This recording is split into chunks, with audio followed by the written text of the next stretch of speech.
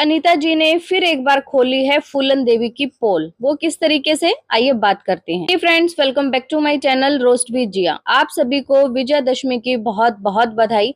और विजयदशमी के साथ मुझे एक चीज और याद आई कि विजयदशमी का त्योहार क्यों मनाया जाता है। बुराई पर अच्छाई की जीत हुई थी इसलिए। और सेम यही चीजें ना एक दिन अनीता जी के भी साथ होंगी। जो भी झूठे एलिगेशन फूलन देवी ने अनीता जी के ऊपर लगाए हैं, उस पे अनीता जी की एक ना एक दिन जरूर जीत होगी। झूठ हमेशा झूठ ही रहता है, चाहे वो कितना मर्जी झूठ बोल लें, कितने ही इंसानों को साथ ले आए, लेकिन अगर जो इंसान सच्चा होगा ना, अगर वो अकेला खड़ा होगा साइड में, वो तब भी जीत जाएगा। तो ये चीजें जो है अनीता जी के साथ आने वाले टाइम में जरूर होगी। अनीता जी ने फिर दोबारा से वही चीजें बताई हैं, क्योंकि बहुत सारे लोग ऐसे हैं जिनको उनकी लैंग्वेज समझ नहीं आती। क्योंकि चाचा जी के साथ जब वो बात कर रही थी ना, तो काफी सारे लोगों के कमेंट थे उस टाइम पे कि आपने क्या बात की, हमें कुछ समझ नहीं आया। तो वही अनीता जी ने बताई कि देखिए, चाचा जी गए थे हमारे ससुर के पास बात करने की, वो लोग आ गए हैं, बताइए क्या करना है अब। इतने दिन से जो है ढिंढोरा पीटा जा रहा था, गांव से भाग गए हैं, डर के भाग गए हैं, जेल में बंद हो गए हैं, ऐसा हो गए हैं। हम तो पंचायत करने को तैयार हैं, ये लोग आ ही नहीं रहे हैं, पता नहीं डर से किधर छुप गए हैं। ये सब चीजें जो है ना फूलन देवी के ब्लॉग में थी, आप लोगों ने देखा भी होगा। इनके ससुर का सामने से रिप्लाई आता है कि वो लोग पहले अपना केस वापस उठाएं, उसके बाद हम अपना केस वापस लेंगे। क्योंकि पहले केस वो किए हैं, तो केस उन्होंने इसीलिए तो किया था, उन्होंने तो झूठा केस नहीं किया था इनके ऊपर। उनके साथ मार पिटाई हुई थी, तभी जाके तो उन्होंने केस किया कि भाई हमारे साथ मार पिटाई हुई है, इस चीज की जांच पड़ताल हो। लेकिन जो फूलन देवी है भाई, वो तो मतलब इतना गंदी चीजें लिख के आई हैं वहां एफआईआर में, आपको तो पता ही होगा। और इवन कोर्ट में भी ये चीजें आज सामने आई कि उसने एक बार नहीं, ये नहीं बोला कि मेरे साथ जो है उस दिन शाम को हुआ एक बार, इन लोगों ने मेरे साथ कई बार कर चुके हैं। मतलब इतनी गंदी चीजें और इतने गंदे एलिगेशन कोई भी औरत कैसे लगा सकती है। तो भाई ये जो इनके बाबजी है ना, बाबजी, वो बहुत ज्यादा खुश हो रहे हैं कि अच्छा अब मजा चखा ना, इनको केस का पता लगा, केस क्या होता है।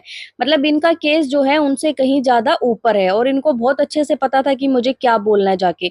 इवन कोर्ट तक में जाके जो है ना इस औरत ने अपनी इज्जत उतार दी। जी की वीडियो से एक चीज और क्लियर हो गई, गांव वालों को अभी तक ये जो फूलन देवी है, इसने ये चीज बताई नहीं कि मैंने केस कौन सा किया है। क्योंकि जब अनीता जी उनसे मिली तो वो लोग अनीता जी को समझाने लगे कि आप अपना केस वापस ले लो। क्योंकि उन बेचारों को क्या पता भाई फूलन देवी का दिमाग कितना तेज चलता है, उनको तो बताया ही नहीं। उनके सामने बेचारी बनती है तभी तो बोलती है कि गांव वाले हमारे साथ हैं, सभी लोग आज हमारे साथ खड़े हैं। जब अनीता जी ने गांव वालों को ये बातें बताई कि देखिए उन्होंने हमारे ऊपर जो है इतना गंदा केस लगाया है, दुष्कर्म का केस लगाया है, और एक बार नहीं, इसके साथ ना जाने कितनी बार मेरे पति और मेरे बच्चों ने इसके साथ ये दुष्कर्म किया है। और ये बेचारी अबला नारी अब जाके जो है आवाज उठाने आई है। भाई गांव वालों की आंखें खुली, माथा ठनका उनका कि अरे भाई ये क्या औरत है, कितने गंदे इल्जाम लगा सकती है। वो लाला जी जो आज तक ऊंची आवाज में किसी से बात तक नहीं किए, ना अपने चाचा से, ना अपने बाबूजी से, किसी से भी नहीं। मतलब जैसा उनके बाबूजी बोलते रहे वैसा वो चलते रहे।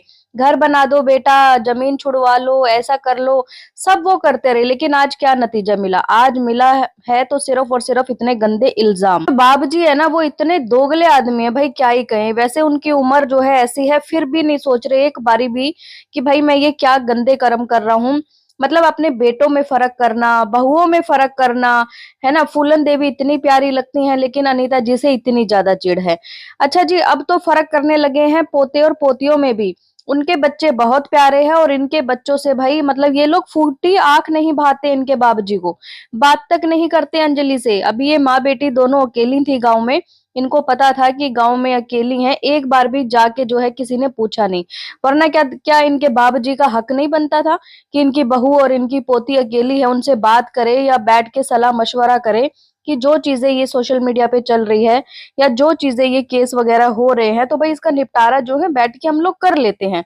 लेकिन नहीं, वो तो बहुत ज्यादा खुश हैं कि हमने जो है इतना बड़ा केस कर दिया है, और हमारी बहू फूलन देवी को तो देखो बेल मिल गई है ना। और अब ये लोगों को लगेगा टाइम बेल मिलने में, ये लोग इधर से उधर भागेंगे, खूब मजा आएगा हमें। भाई मैंने तो ऐसा बाप आज तक अपनी जिंदगी में नहीं देखा। एक बाप होता है कि अपने बच्चों के लिए सब कुछ लुटा देता है, अपना इतनी मेहनत करता है, क्या नहीं करता अपने बच्चों के लिए। और एक बाप ये है कि सब कुछ उस बेटे से ले लिया पहले तो, घर बनवा लिया, सारी चीजें करवा ली और अब उसी बेटे को जो है बर्बाद करने पे तुला हुआ है। देखिए इनके केस की, तो केस तो ये वापस ले ही नहीं सकते। ये चीजें तो मैंने भी अपनी वीडियो में बोली थी कि ये केस कैसे वापस ले लेंगे, इनका केस तो बहुत छोटा है। और अनीता जी कैसे विश्वास कर ले फूलन देवी पे कि अनीता जी अपना केस वापस ले लेंगी, तो वो भी अपना केस वापस ले लेंगी। क्या पता अनीता जी अपना केस वापस ले ले और उसके बाद जो है फूलन देवी केस वापस ना ले और इनको अच्छे से और ज्यादा फंसा दे, क्योंकि उसकी तो यही मंशा है भाई, उसके दिमाग में तो यही चीजें चल रही हैं। एक तरफ तो बेचारी के साथ इतना दुष्कर्म हो गया और एक बार नहीं बार बार हुआ है, ना जाने कितनी बार किया गया है उसके साथ ये गंदी चीजें, है ना। अब जाके बेचारी वो बोली है, इसको न्याय चाहिए।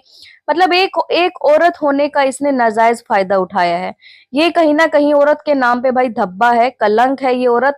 इसने जो है अपने बेटे समान जो भतीजे होते हैं उन तक को नहीं छोड़ा, जेठ को नहीं छोड़ा। जेठ की क्या इज्जत होती है, जेठ जो है ससुर बराबर होते हैं। इस औरत ने उन लोगों तक को नहीं छोड़ा अपनी।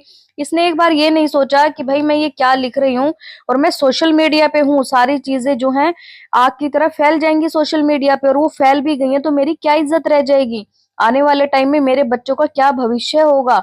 इस औरत ने एक बार भी नहीं सोचा, अपने रिश्तेदारों के साथ मिलके अपनी ही इज्जत जो है भरी कोर्ट में उतार दी। इनके जो ससुर जी है, जो इनके बाप जी, वो तो देखिए पैसा देके के पगला गए हैं। अनीता जी तो सही में वीडियो सही बना रही हैं, इनकी पोलम पट्टी बहुत अच्छे से खोल रही हैं कि सारी जिंदगी तो भैया कर्जा लेते रहे, है ना, सारा गांव गवाह है। कोई भी मना नहीं कर सकता कि हाँ इन्होंने कर्जा नहीं लिया अपने टाइम में, कर्जा ले लेके तो ये काम करते रहे और उसके बाद अब पैसा दिख गया तो भैया पगला गए। 100 रुपए किलो तो ये टमाटर खा रहे हैं। तो बताइए कहाँ से फूलन देवी गरीब लगती है। जो लोग आके कमेंट करते हैं कि बेचारी है, ऐसा है वैसा है, भाई अच्छा खासा पैसा कमा रही है, 100 रुपए किलो, इतनी गरीब है बेचारी कि 100 रुपए किलो टमाटर खा रही है। तो लोग भी इस तरीके के कमेंट्स करते हैं ना, तो सच में उन लोगों की आंखों पे पट्टी बनती है। उनको कुछ दिखता ही नहीं है कि क्या सच है क्या झूठ है, सब कुछ उन्होंने सामने से रख दिया, है ना। और अगर इतने ही आपकी आंखों पे पट्टी बंधी है तो आप अपनी फूलन देवी से सच क्यों नहीं पूछ लेते। आके आप लोग कमेंट करते हो। मुझे किसी ने कमेंट किया था लाला जी के बारे में कि लाला जी को बहुत ज्यादा हिस्सा मिला है। चलो 1% आपकी बात मान लेते हैं, ज्यादा हिस्सा मिला है तो उन्होंने क्या पैसे नहीं लगाए घर में, क्या उन्होंने जमीन नहीं छुड़वाई, क्या नहीं किया। बात इनकी जो है प्रॉपर्टी की, तो देखिए अंदर ही अंदर जो है प्रॉपर्टी के लिए गेम खेला जा रहा है।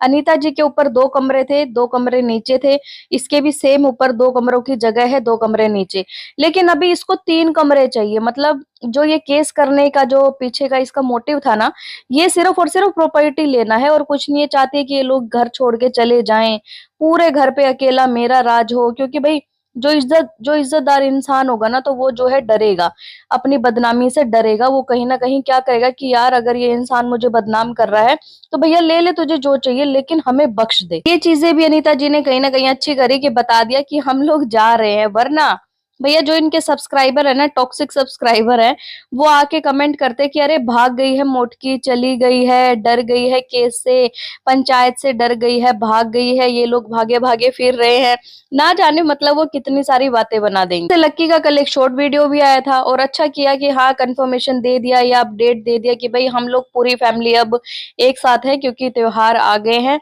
और आने वाले टाइम में जो भी हमारे केस का होगा तो वो लोग बता भी देंगे। अनीता जी ने भी यही बात बोली है कि देखिए केस का जो भी निपटारा होगा तो वो बता देंगे, बाकी केस वापस नहीं हो रहा। अब भैया कोर्ट ही फैसला करेगी आने वाले टाइम में। और मैं तो कहती हूँ फूलन देवी की पूरी मेडिकल जांच हो कि भैया कितनी बार क्या क्या दुष्कर्म हुआ है, क्या क्या नहीं हुआ, क्योंकि इन्हें बिल्कुल भी अभी नॉलेज नहीं है कि भैया जो मैंने इनके ऊपर इल्जाम लगाया ना तो उसकी मुझे क्या सजा मिलेगी अगर मैं झूठी प्रूव होती हूँ। तो गीता जी ने एक बात बिल्कुल सही बोली और सटीक बोली कि देखिए ये अधिकार मिला है, ठीक है, ये जो धारा है या ये अधिकार कानून ने औरतों को दिया है ना, तो लेकिन उसका नाजायज फायदा मत उठाओ। इससे क्या है कि बहुत सारी औरतों के ऊपर भी सवाल खड़े हो जाएंगे आने वाले टाइम में कि अच्छा हो सकता है कि ये झूठे ही इल्जाम लगा रही हुई, चाहे उसके साथ हुआ होगा लेकिन फिर भी कोई मानने को तैयार नहीं होगा। आप लोगों का क्या कहना है इस वीडियो पे कमेंट करके मुझे जरूर बताएं। और अगर आपको ये वीडियो पसंद आए तो प्लीज चैनल को लाइक करें, सब्सक्राइब करें, शेयर करें एंड बेल आइकन को प्रेस करना बिल्कुल ना भूलें। सो बाय, मैं मिलती हूँ आपसे एक न्यू वीडियो में, तब तक के लिए बाय।